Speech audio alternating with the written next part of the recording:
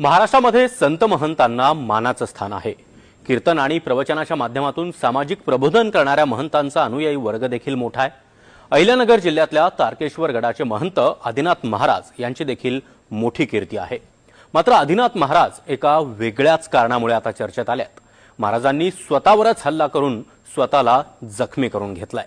यामागचे नेमकं कारण अद्याप समोर आलेलं नाही, पण घडलेल्या घटनेनं त्यांच्या गडाच्या भक्तांमध्ये आता चिंतेचं वातावरण आहे। नेमकं काय घडलंय जाणून घेऊयात या रिपोर्टमधून।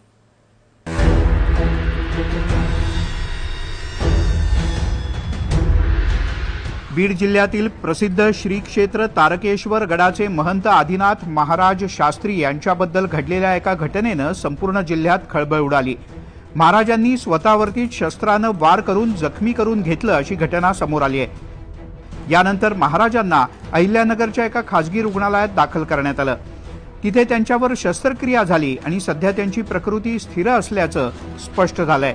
महाराजांनी स्वतःच एका व्हिडिओद्वारे हे सांगितलं।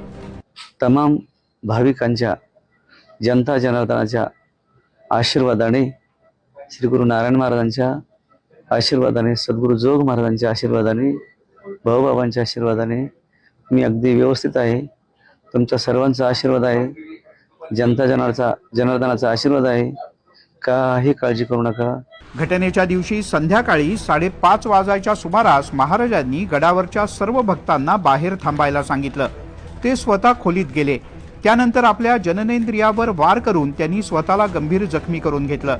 ही धक्कादायक बाब लक्षात येताच गडावरच्या सेवकांनी आणि भक्तांनी त्यांना तातडीनं उपचारासाठी रुग्णालयात दाखल केलं।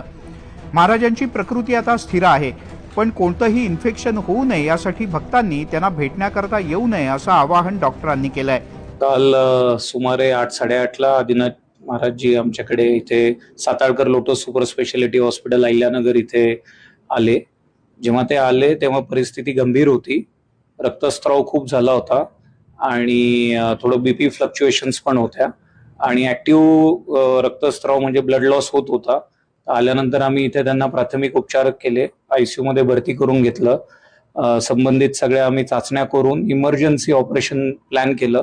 ऑपरेशन एक साधारण सुमारे 1.5-2 तास चाललं। त्यांच्यावरची शस्त्रक्रिया अगदी छानरीत्या पार पडली गेली आणि जी काय दुखापत झाली होती, ऍक्सिडेंटल इंजुरी जी काय होती, तर त्याच्यामध्ये आपण रक्तस्राव पूर्णपणे स्टॉप केला, त्यांना स्टेबलाइज केलं। आता महाराजांची परिस्थिती अगदी चांगली आहे। घडलेल्या घटनेची माहिती मिळताच आमदार मोनिका राजळे आणि भाजपचे नेते अक्षय कर्डिले यांनी रुग्णालयात धाव घेत महाराज